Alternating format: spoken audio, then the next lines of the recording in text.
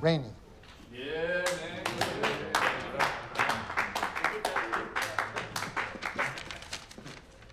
All right, you're week 4, is that right? Yeah. Okay, so a month from now, you could be doing this for real.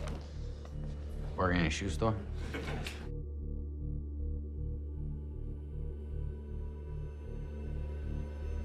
Sort of the departure point, I think, for me and also for Stasha, the production designer, and Todd was really the facility and the world of the facility, because that's where we meet the characters. That's the world that is seemingly the most concrete to begin with. As a filmmaker, I personally love uniforms. Clothes should be symbolizing something about who they are. Even as they change and go into different days and different scenes, they're always very consistent. And she has a keen eye of doing that without letting you feel it. So it doesn't go into necessarily Wes Anderson territory where someone's wearing an Adidas, the same red Adidas outfit every scene, and then except for the one where it turns into black, which by the way is great.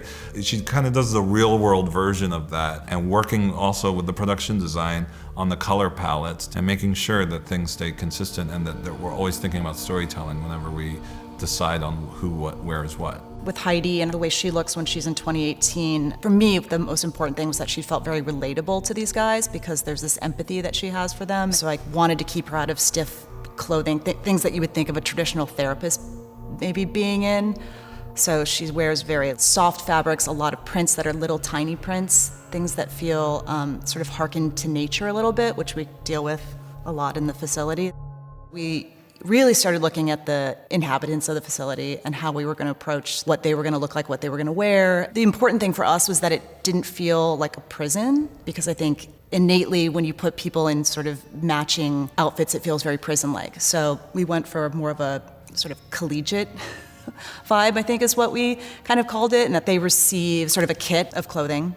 Swag, as we called it, which are like a couple sweatshirts, sweatpants, a pair of shorts, a couple pairs of sneakers, and a pair of sandals, a polo shirt, and a pair of khakis. And they're allowed to sort of decide what they want to wear on any given day, depending on what they're doing or what mood they're in. So some of them don't wear khakis, other people choose not to wear sweatpants. It's all pretty comfortable, so the guys were pretty excited. I mean, it's great. I think my first day, I was hoping that everything I do from now on, I could wear similar stuff. I think Schreier takes himself a little more seriously. He tends to like tuck his shirt into his khakis. The colors are all reds, grays, beige. I think it goes back to the facility itself, all these calming, almost like docile colors. I think the goal is to make these soldiers feel, almost too at ease back home. Well, it makes me really sleepy after I have lunch because we're in sweats all day. I never really knew what to expect coming into the show, but it's really cool. They try and make, the characters comfortable, and they definitely make the actors comfortable, so no complaints. Basically what we did is we took 2 different color palettes for the 2 different time periods.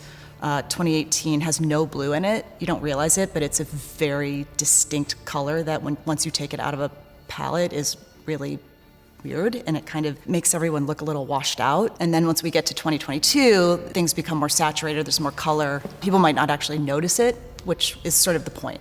We're not trying to make people look so different in the future than they do now. It feels real, but there's a disjointedness to it, like things are odd.